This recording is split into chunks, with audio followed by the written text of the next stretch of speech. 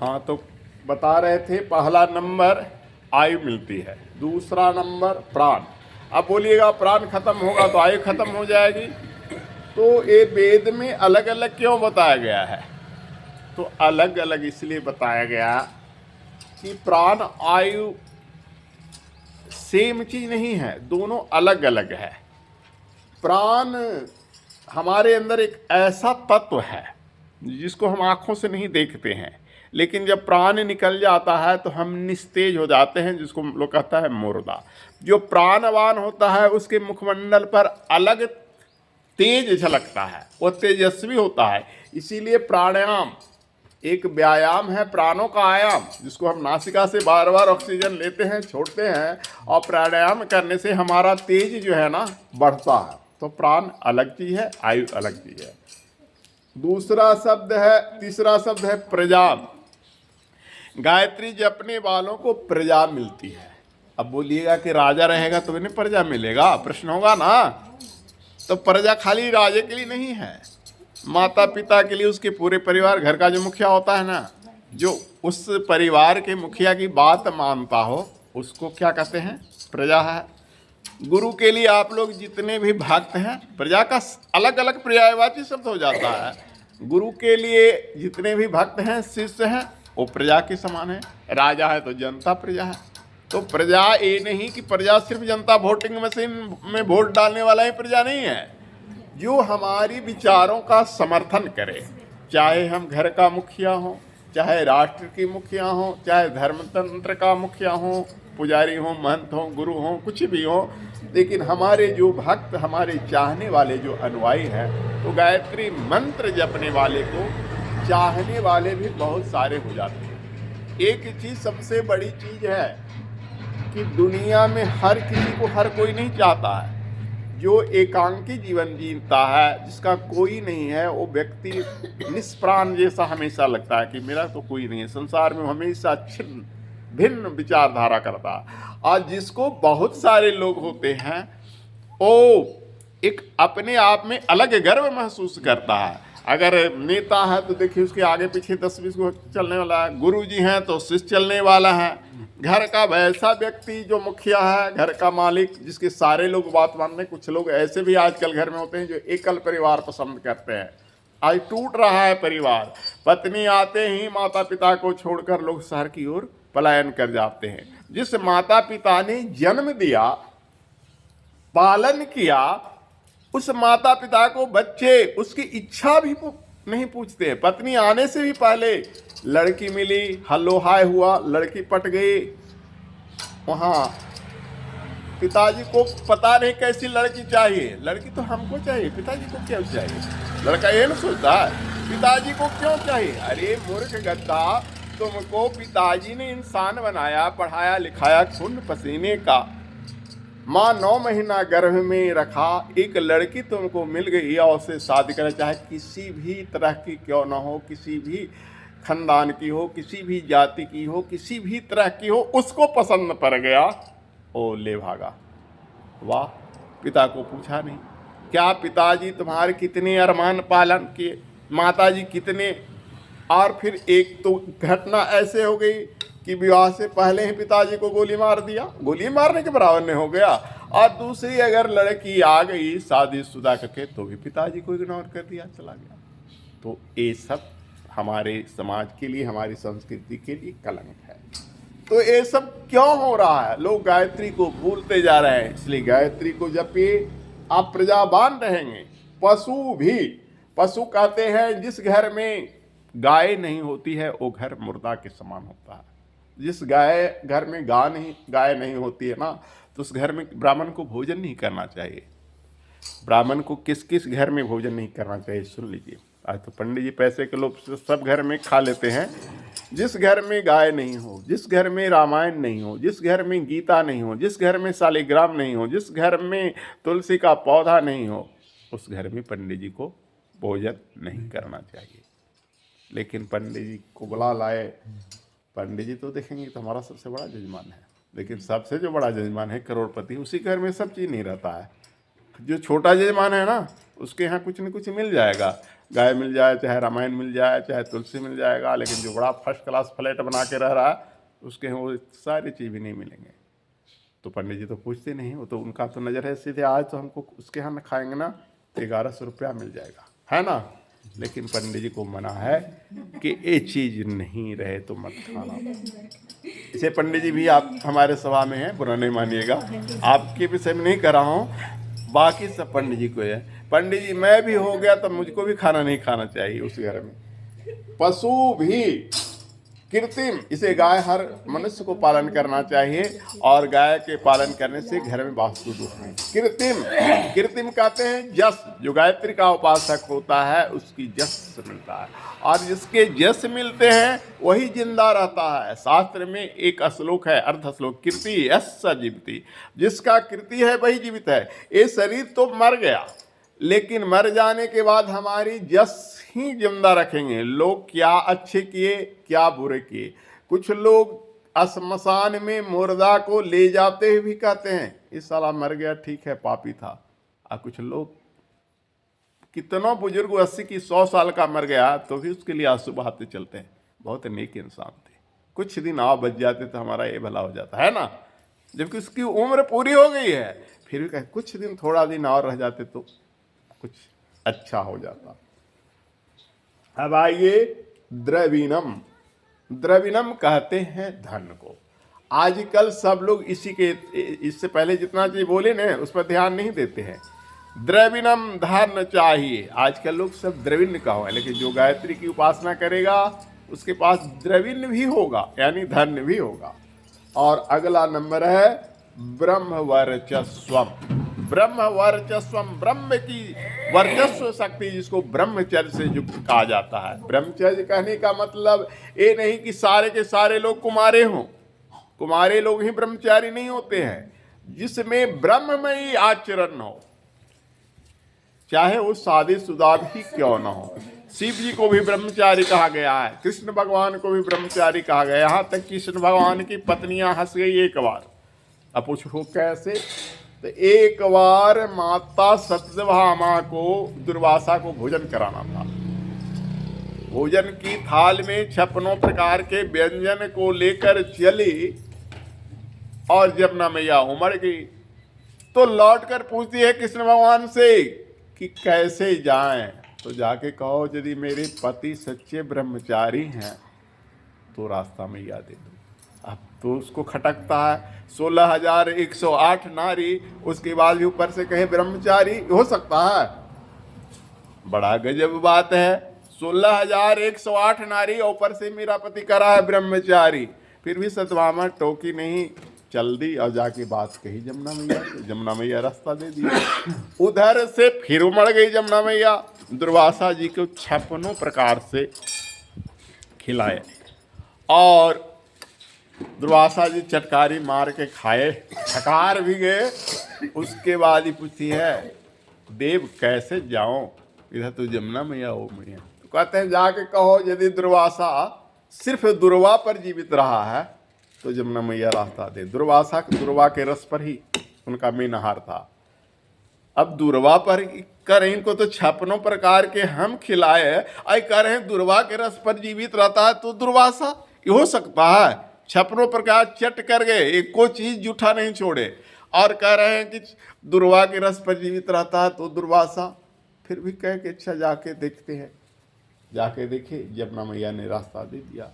अब ये दोनों उधेड़ बुन माता सत्यभामा के दिमाग में चलते रहता है, बहुत दिन तक चलते रहता है। जिस दिन माता जी के कक्ष में श्री कृष्ण जी का नंबर आया, उस दिन माता जी दोनों प्रश्न रखती हैं कि हे स्वामी, आज हमको पहले आप ये दोनों बात बता दीजिए। कौन दोनों बात?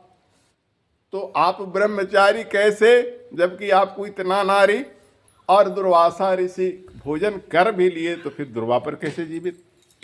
तो बोले सुनो प्रिय, ब्रह्मचारी उसे कहते हैं जिसका आचरण ब्रह्म में हो, जो ब्रह्म में लीन हो। जल में रहते हुए जैसे कमल कि जल लगता नहीं, उसकी एक बूंद जल नहीं, कीचड़ में भी कमल खिलता है लेकिन कीचड़ उसमें लगता नहीं है, वैसे ही जो इस संसार में रहकर इस संसार से निर्लिप्त है, उसको संसार का राग नहीं। मुझे संसार से कोई राग नहीं। दुर्वासा निराहार है, सचमुच दुर्विपर ही उनका आहार है। तुमने जो भी कराया भोजन, जाकर पूछ लो कि चटनी कैसा था, अचार कैसा, दही कैसा, रायता कैसा, चावल कैसा, तो उनको पता नहीं, उन्होंने सब खा लिया और डकार पार दिया। किसका टेस्ट कैसा वो नहीं, उन्होंने मिल गया। तुम प्रेम से भोजन कराई, कृष्ण की पत्नी थी, बोले कि भगवान के यहाँ से भोजन आया, भक्ति से भोजन आया, खा गए, किंतु उसमें रस नहीं लिए। तुम्हारे भोजन में उनको कोई रस नहीं आया। तो इसलिए दुर्वासा। अब आगे बढ़िए, माता से मांगा गया, भक्ति प्रक्ष माता विमला मति। हे माता मुझे भक्ति दो, विमल मति दो, विमल मति, सुंदर मति, सुमति दो, सद सद विवेकम, अच्छी विवेक दो। क्योंकि बुद्धि दो प्रकार की होती है, एक दुर्बुद्धि और एक सद्बुद्धि। भस्मासुर दो भाई था, दोनों भगवान शंकर की तपस्या किया और दोनों वरदान मांगा एक ही तरह का, लेकिन डिफरेंस में। भस्मासुर वरदान मांगा कि जिसके ऊपर हाथ रख दे वो जल कर भस्म जाए। उसका बड़का भैया वरदान मांगा कि जिसके ऊपर हाथ रख दे वो निरोग हो जाए। बड़का भैया के पास भीड़ लगा रहा, खाने की भी फुर्सत नहीं, क्योंकि संसार में जो भी रोगी थे जाता था निरोग होने के लिए। और छोटका भैया के विवाह तक नहीं हुआ, भस्मासुर का विवाह तक नहीं हुआ। जो भी लड़की पसंद भी करे तो कैसे कि मेरे ऊपर हाथ रख देगा तो जलकर भस्म हो जाएंगे। भस्मासुर सोचा कि मेरा विवाह तो नहीं हुआ, उम्र बीत गया है, अब पार्वती जी तो बहुत सुंदर हैं, काहे ने पार्वती जी को मांग लिया जाए। शंकर जी से कहा कि पार्वती जी को हमको दे दीजिए। पार्वती जी के तो बड़ा फेरा वाली बात है। बोले कि हाँ है तो सही, लेकिन तुम एक काम करो। क्या? पार्वती जी ने मोहिनी रूप धारण किया और कहा कि जैसे जैसे हम नाचते हैं ना, वैसे वैसे तुम नाचो, हमको नाचने वाला पसंद है। भस्मासुर नाचे नाचे जो ही माथा पर हाथ रखा भस्म हो गया। तो बुद्धि और दुर्बुद्धि, जिसके पास सद्बुद्धि आ गया, जैसे उसका भाई को सद्बुद्धि मिला, पूरे विश्व का कल्याण किया, जिसके पर हाथ रख दिया वो निरोग। एक भाई जिसके पर भी हाथ रख दे जलकर भस्म, तो अपने भी जलकर भस्म हो गया। कहा गया जब नाश मनुष्य पर छाता है, पहले विवेक मर जाता है। तो गायत्री मंत्र जपने से विवेक मिलता है, सद्बुद्धि मिलता है, इसलिए गायत्री मंत्र जरूर जपिए। अब आइए भगवान विष्णु का ध्यान कीजिए। उतना फायदा होगा। ओम मंगलम भगवान विष्णु मंगलम गरुड़ध्वज मंगलम पुंडकाच मंगलाय तनो हरि। शांताकारं भुजंग शयनं पद्मनाभं सुरेशं विश्वाधारं गगन सदृशं मेघवर्णं शुभांगं लक्ष्मीकान्तं कमलनयनं योगी विद्यानिगम्यं वन्दे विष्णुभवहरं सर्वलोकैकनाथं सशङ्खचक्रं सकिरीटकुण्डलं सपीतवस्त्रं सरसीरुहेक्षणं सारवक्षस्थलकौस्तुभश्रियं नमामि विष्णु शिरसां चतुर्भुजं। बोले श्री हरि विष्णु भगवान की जय। इस 3 वंदना में 3 श्लोक में प्रमुख रूप से भगवान विष्णु मंगल करने वाले हैं। मंगल कहते हैं शुभ हो, कल्याण हो। जीवन में मंगल के सिवा अगर कुछ बुरा होता है तो उसको अमंगल कहा जाता है। तो कोई अमंगल नहीं चाहता, सब कोई चाहता है मंगल। भगवान गरुड़ पर सवारी करते हैं। पुंडरीकाक्ष है, पुंडरीकाक्ष कहते हैं कमल की तरह नयन। और पुंडरीकाक्ष जो भी कहेगा भगवान का ये नाम, वो पवित्र हो जाएगा, चाहे कितनों गंदा, कितनों पापी, कितनों बुरा क्यों न हो। पंडित जी जब जल छिड़क के मंत्र पढ़ते हैं तो कहते हैं ओम अपवित्र पवित्रो वा सर्वावस्थाम गतोऽपि वा यः स्मृत पुंडरीकाक्ष सवैभ्यंतर शुचि। तो इस मंत्र का अर्थ होता है अपवित्र व पवित्र, अपवित्र हो या पवित्र हो, सभी अवस्था में जो स्मृत पुंडरीकाक्ष है, यानी पुंडरीकाक्ष रूपी शब्द का स्मरण करेगा वो पवित्र हो जाएगा। पंडित जी तो मंत्र पढ़ देते हैं लेकिन अर्थ तो नहीं समझाते हैं। कुछ तो पंडित जी को भी पता नहीं है, कुछ जजमान को भी पता नहीं है। तो हम लोग सोचते हैं पंडित जी मंत्रवाने पढ़ लो, जलवा छिड़क दो हो तो मंत्रवाने पढ़ लो, टोक देते हैं। सब कोई जान गया कि ये मंत्र पंडित जी पहले जल के साथ, अगर किसी दिन पंडित जी ने पढ़ेंगे तो कहते पंडित जी मंत्रवाने पढ़ लो, लेकिन मंत्रवा का अर्थवा काम करता है। मंत्रवा पूरा पढ़े चाहे ना पढ़े, वो अर्थ यही कहता है खाली पुंडरीकाक्ष को याद कर लो, कमल नयन को याद कर लो तो तुम पवित्र हो।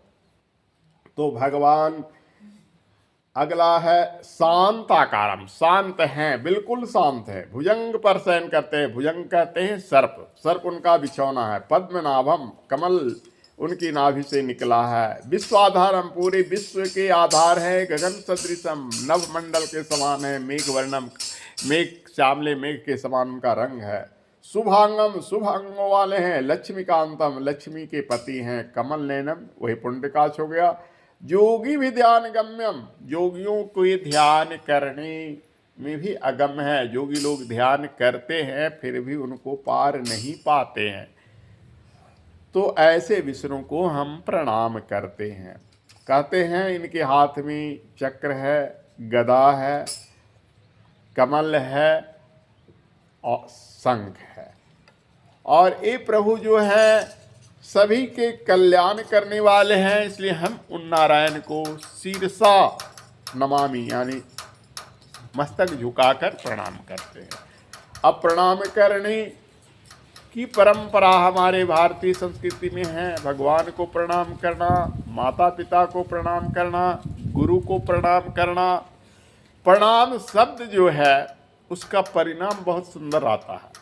जिसने प्रणाम नहीं किया उसके जीवन में कभी भी सुंदर परिणाम नहीं मिलेगा, चाहे कोई भी क्यों ना हो उसके आगे सिर झुकाए। आपका सिर जब झुकता है तो आपका शत्रु भी क्यों ना हो वो आपको आशीर्वाद ही देगा। और उसके दिल से अगर वो आपसे मुंह से नहीं बोलेगा, हृदय से आशीर्वाद निकल के आपको पड़ेगा। भगवान राम रावण को मारने जा रहे थे, लेकिन याद कीजिए रावण के हाथ से ही शिव की स्थापना करवाए। और रावण ने क्या कहा? विजयी भव, विजय हो। रावण जानता था कि ये हमको मारने के लिए आ रहा है, ऐसी भी को इसलिए ये स्थापना करवाया कि हम पर विजय प्राप्त करेगा। लेकिन ब्राह्मण भी तो सीरिया का रावण ही था, आशीर्वाद भी देना है, न चाहते भी तो नहीं कहता कि मर जाओ। क्या कहा? विजयी भव। तो आप शत्रु को भी प्रणाम करोगे तो आपको आशीर्वाद मिलेगा। लेकिन विडम्बना है कि अपने जो प्रणाम करने वाले हैं, माता पिता, चाचा चाची, बाबा मामा, बड़े भैया, बड़े भाभी, उसको लोग शत्रु मानकर प्रणाम नहीं करते हैं, भूलते जा रहे हैं, मुंह से बोलते नहीं हैं। इसी का परिणाम है कि आज संसार में इतना हॉस्पिटल कभी वेदों में वर्णन नहीं है जितना हॉस्पिटल अभी बना हुआ है। किसी वेद में हॉस्पिटल का नाम ही नहीं, अस्पताल का नाम नहीं है। एक ऋषि थे चरक, तो दूसरा एक दो ऋषि थे जो कि ठीक कर देते थे रोगी को। आजकल इतने ऋषि हो गए हैं डॉक्टर साहब कि रोगी ठीक ही नहीं हो रहा है। दवाई खाते जाओ, जिसके भी गैस का दवाई खाओ तो जिंदगी भर खाओ, बीपी का दवाई खाओ तो जिंदगी भर खाओ। कोई कहेगा हम को हार्ट है, हार्ट का दवाई खाओ तो जिंदगी भर खाओ। इतने बड़े बड़े वैज्ञानिक निकल गए हैं, लेकिन रोग को नाश करने का किसी में पावर नहीं है, क्षमता नहीं है। उसका कारण है कि परिणाम चल गया, परिणाम बुरा हो रहा है। इसलिए प्रणाम करना सीखिए। माता पिता, गुरु, बड़े भाई, चाचा चाची, बोलचाल क्यों ना बंद हो जाए। लड़ाई झगड़ा खूब लड़िए, उठा के पटक दीजिए। गुस्सा आए तो मैं नहीं कहता हूँ, उठा के पटक दीजिए अगर वो गलती में है तो, लेकिन प्रणाम करना मत भूलिए। भीष्म पितामह शत्रु दल में थे, लेकिन रोज प्रणाम करने के लिए 5 भाई जाते थे। याद है ना, महाभारत की कहानी पढ़िए। शत्रु दल में थे, कौरवों के तरफ थे, लेकिन पितामह थे, बाबा थे, इसलिए बाबा का आशीर्वाद लेना। गांधारी बड़ी गोतनी थी और कुंती छोटी गोतनी थी। गांधारी के बेटा कुंती के बेटा को मरवाने के लिए क्या नहीं किया, आज कोई किसी के बेटा को मरवाने करेगा तो अपनी गोतनी को सेवा करेगा, लेकिन कुंती जीवन भर गांधारी की सेवा की है। आजकल थोड़ा सा शादी हुआ, 2 गोतनी हो गया, टन मन उसको नहीं देखेगा, उसको नहीं देखेगा, और कहेगा भगवान ठाकुर जी करो, जल्दी उठा लो, जल्दी उठा लो, जल्दी ले चलो। अरे तो तू अकेले राज करोगी, उसको जल्दी ले जाएंगे तो तू अकेले राज करोगे, भोग पाओगी तुम उसके अनाज को। कोई किसी दूसरे का संपत्ति को भोग नहीं सकता है। भाई बेईमानी करना चाहता है, लेकिन याद रखे कि जो उसका हक है वही भोगेगा। दूसरे का अगर तुम 1 पैसा, 1 कट्ठा, 1 दूर भी बेईमानी कर लोगे, तुमको कितना जगह से निकल जाएगा। पैसा निकलने का पाप का साधन है। पहला नंबर रोग, पाप निकलने का पैसा का स्रोत ध्यान रखो। पहला नंबर रोग, दूसरा नंबर मुकदमा, तीसरा नंबर बेस्या, चौथा नंबर शराब। ये 4 रास्ता खुला है बुरे कर्मों का पैसा निकलने का। तो इसलिए कोई किसी से बेईमानी करना चाहेगा ना तो उसका पैसा निकल जाएगा, कभी टिकेगा नहीं, और ना उसका वंश में कोई भी खुश रहेगा। हाँ, जो खुद कमाई का रहेगा। प्राचीन काल में कहावत थी, पूत सपूत धन अर्जब काहे, पूत कपूत धन अर्जब काहे। इसका अर्थ क्या होता है? बेटा अगर बढ़िया हो तो धन क्यों अर्जेंगे, वो खुद कमा के अर्ज लेगा। अब बेटा अगर खराब निकल गया तो धन क्यों अर्जे, वो सब गमा देगा। शराब में, सुंदरी में, लड़ाई में सब गमा देगा। तो यहाँ तो धन का अर्जन करने का है ही नहीं बता रहा है। तो धन अर्जन की कहीं नहीं बढ़ता। धन को बस कमाओ अपने लिए, अपना जो चल रहा है उतने हैं, भविष्य के लिए नहीं करो। चलिए अब अगला नंबर, गणेश जी का ध्यान। इतना अर्जन करो कि बेटा पोता नाती नतनी सब राम राज करे, राम राज करे। अगला को कमाना नहीं कोई। अब गणेश जी का ध्यान करो। गजाननम भूत गणाधि सेवितम कपीत जम्बो फल चारु भक्षणम उमासुतम शोक विनाश कारकम नमामि विघ्नेश्वर पाद पंकजम। बोले गणेश भगवान की जय। गणेश जी की पूजा सभी देवताओं से पहले होती है, और गणेश जी क्या है? विघ्न हरण है और विघ्न करण भी है। विघ्न को हर भी लेते हैं और विघ्न पैदा भी।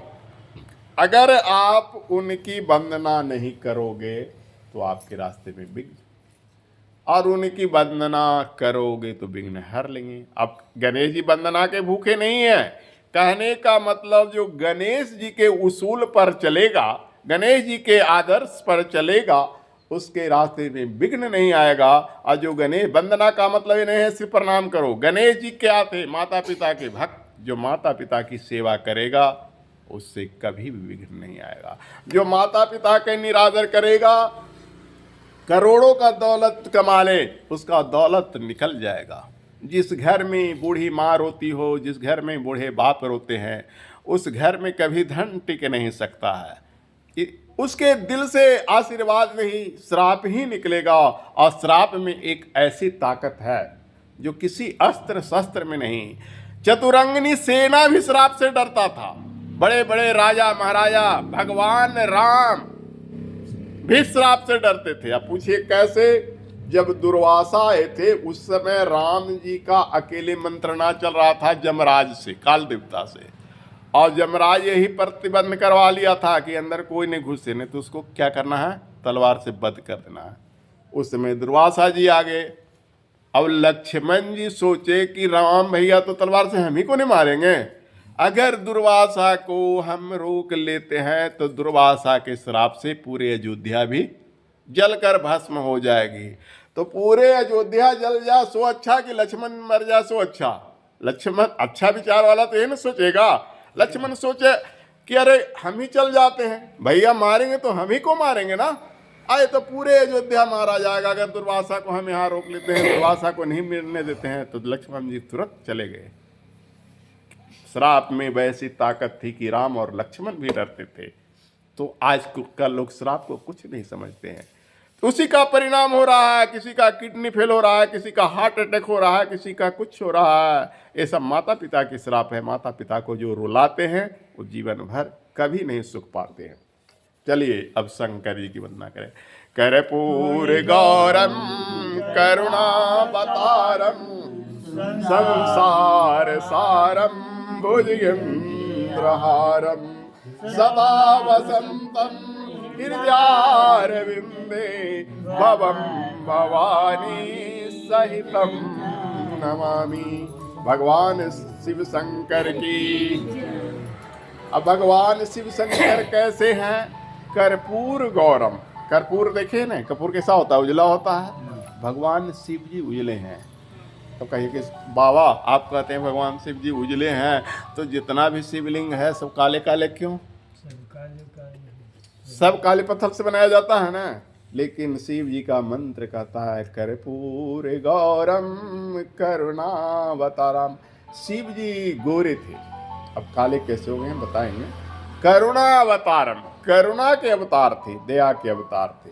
संसार को सारने वाले हैं, तारने वाले हैं। भुजगेंद्र माने सांपों के गले में हार पहने हुए हैं।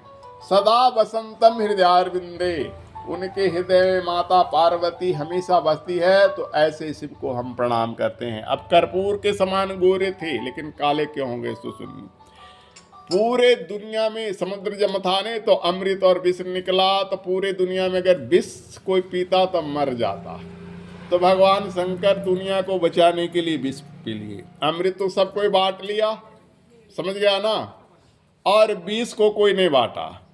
तू लेमा लेमा लेमा कोई नहीं कहे। अमृतवा में तो लड़ाई हो गया, देवता दाने में हम लेंगे तो हम लेंगे। कुंभ माने घड़ा को घींचा चाने हो गया। अब विष को कोई घींच ही नहीं चाहे। कोई कहे नहीं। अब विष से क्या निकल रहा था? लहर धड़क रहा था। उसकी ज्वाला से पूरी सृष्टि जलकर भस्म हो जाती है। भगवान शंकर उसे लोगों को बचाने के लिए पी लिए। अब पी लिए सो पूरे नीचे भी नहीं जाने दिए, कंठिये में रख लिए। इसीलिए माला सांपों के पहनते हैं। वहाँ विष से तो कंठ जल रहा है ना। सांप को कभी आप पर छू जाए तो देखिए बड़ी कनकन लगता है, ठंडा लगता है। एक बार हम पूजा कर रहे थे तो मेरे जंघा पर एक सांप चढ़ा, बड़ी ठंडा लगा। आँख तो खुल गया, लेकिन सोचे कि अगर भाग जाते हैं तो भी मारे जाते हैं, क्योंकि हम विकलांग हैं, भाग नहीं सकते हैं उतना। अगर जप करते हुए मरते हैं तो अच्छा मुक्ति होगा। लेकिन वो तो परीक्षा लेने के लिए प्रभु आए थे। न मारे गए न मरे, वो अपने अंतर ध्यान हो गए। लेकिन सांप क्या होता है? कनकन ठंडा जैसा लगता है। तो भगवान गले में इसको पहने रहते हैं। तो उसी से वो नीलकंठ कहा गया। उनका कंठ नीला हो गया, शरीर जो है ना काला पड़ गया।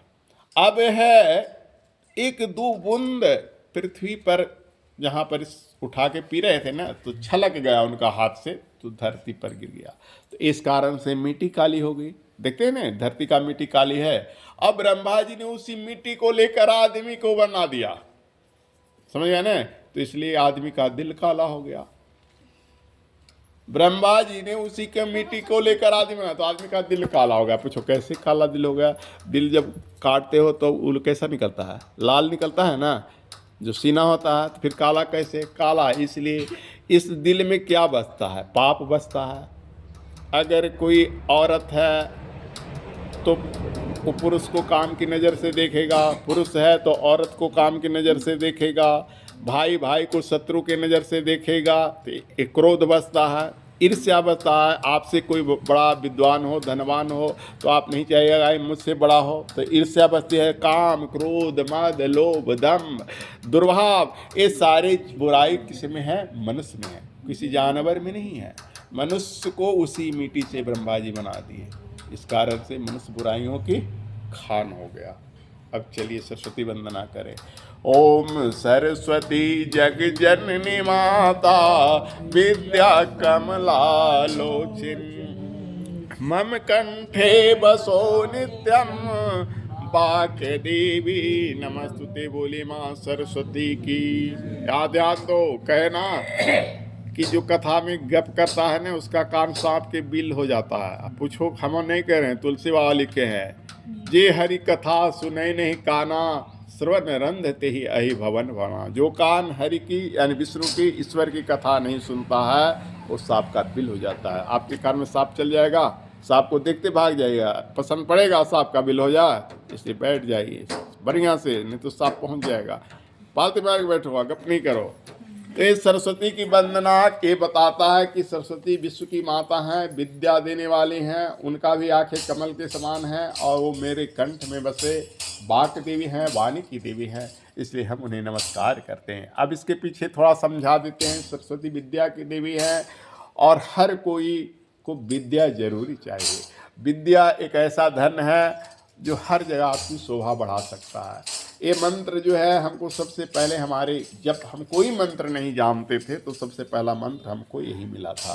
पंडित कृष्णदेव मिश्र जो से ब्राह्मण थे, जो हमारे ट्यूशन पढ़ाते थे हमको खजूर में, और उन्होंने कहा बेटा तुम सब सरस्वती पूजा के तुम सारे किताब को रख के धूप अगरबत्ती जला के इसी मंत्र को जप लो और सरस्वती को पूजा करो, और रोज पढ़ने से पहले इस मंत्र को जप लो।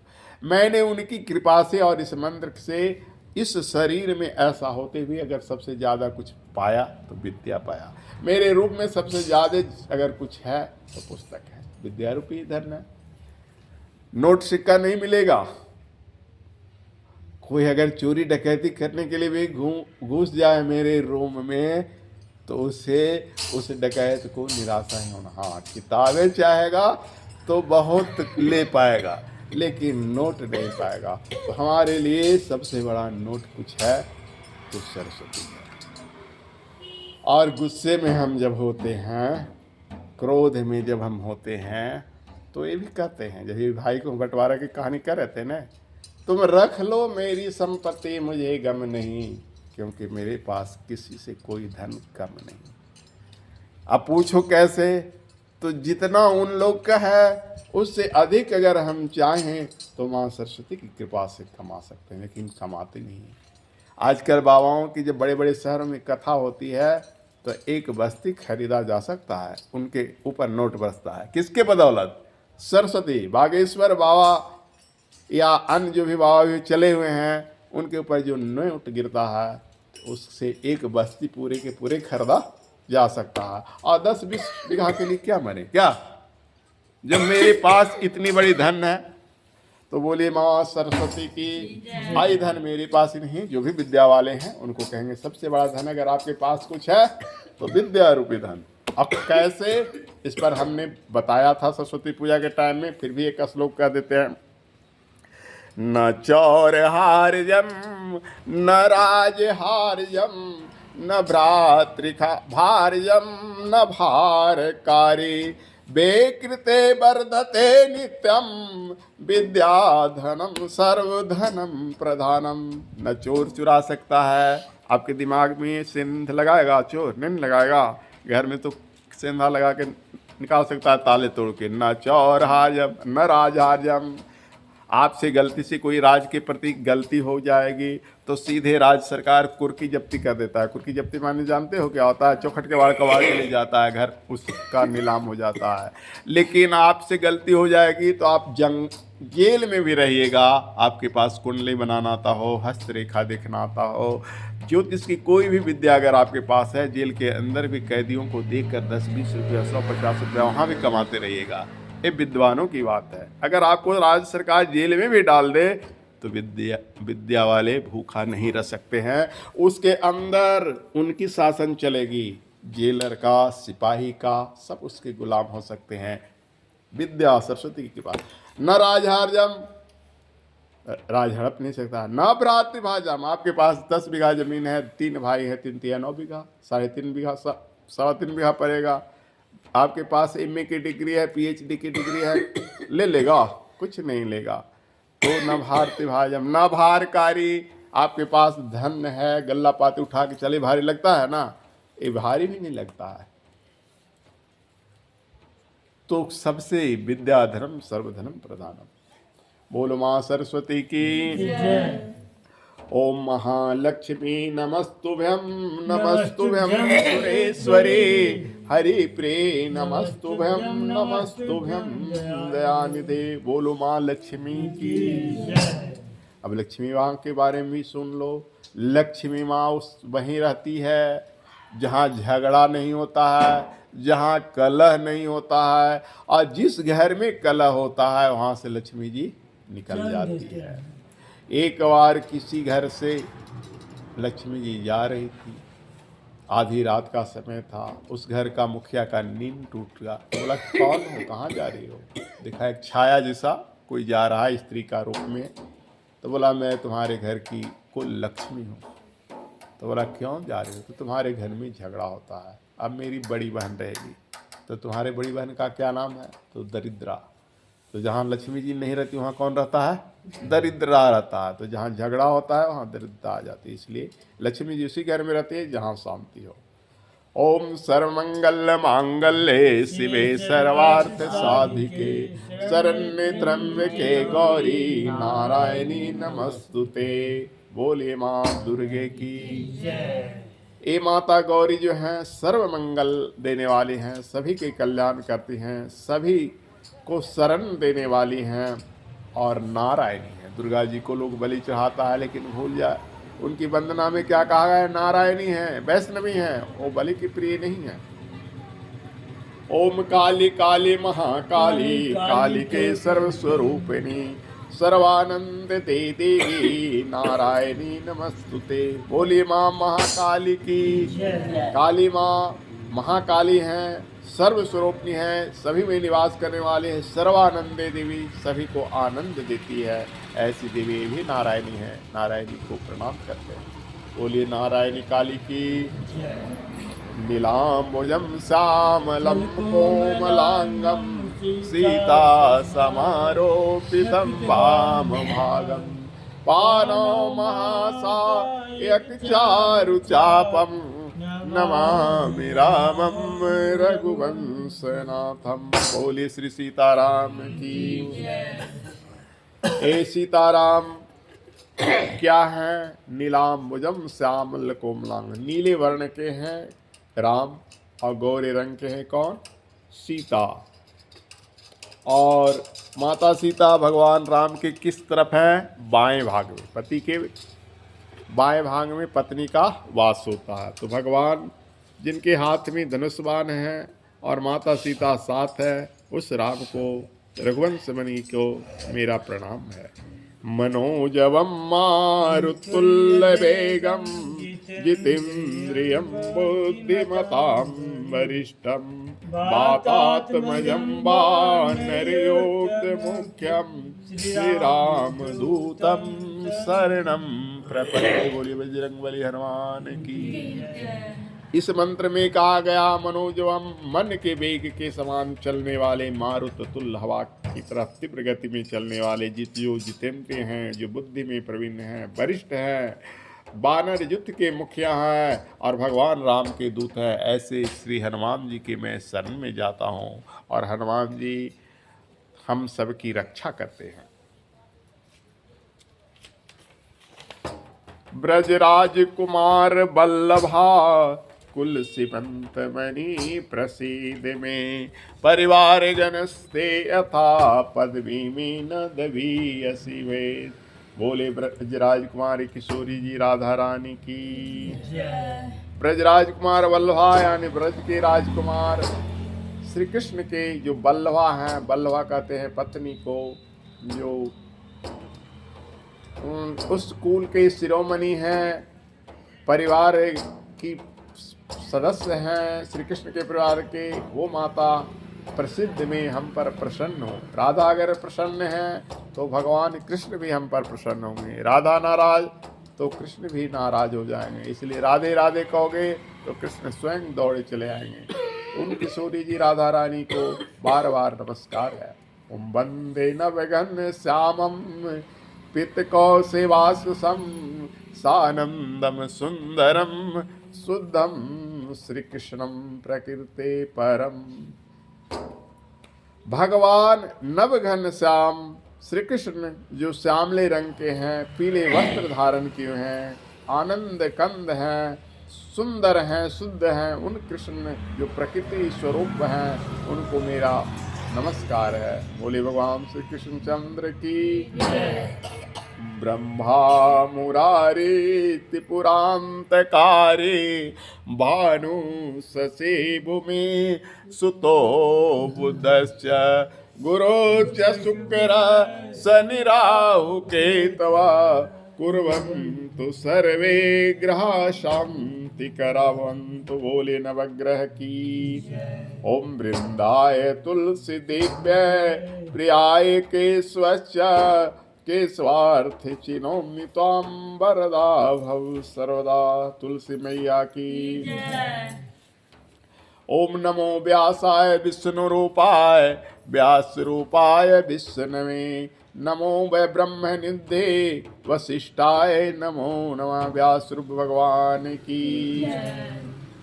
पहला मंत्र भी इसमें ब्रह्मा मुरारी में नवग्रह की वंदना की गई है। जीवन में नवग्रह चाहे देवी देवता हो मानव हो सबको आया है। भगवान राम कृष्ण सबको ही नवग्रह सताया है, इसलिए ग्रहों की वंदना हर किसी को करना चाहिए। दूसरा तुलसी माता वृंदाए तुलसी देवी में घर घर में मैंने पहले भी बता चुका हूँ कि तुलसी का पौधा होना चाहिए। तुलसी का पौधा दिन रात ऑक्सीजन देता है।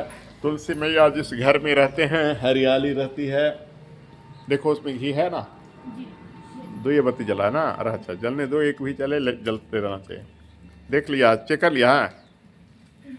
तो तुलसी का पौधा आप लोग भी लगाएं, अपने घरों में लगाएं, दूसरों के घरों को भी प्रेरित करें कि बिना तुलसी के नहीं रहे। तुलसी वातावरण को शुद्ध रखती है। और जब सर्दी जुकाम होता है तो 5 पत्ता तुलसी एक काले मिर्च खा लो, आपका सर्दी जुकाम ठीक हो जाएगा। चाय में तुलसी की पत्ती को डालकर काढ़ा जैसा बना लो, सर्दी में और बुखार में भी लाभ करेगा। नमो व्यास रूपाय विष्णु रूपाय में व्यास कहते हैं जो व्यास पीठ पर प्रवचन करता होता है वो कोई सामान्य व्यक्ति नहीं होता है।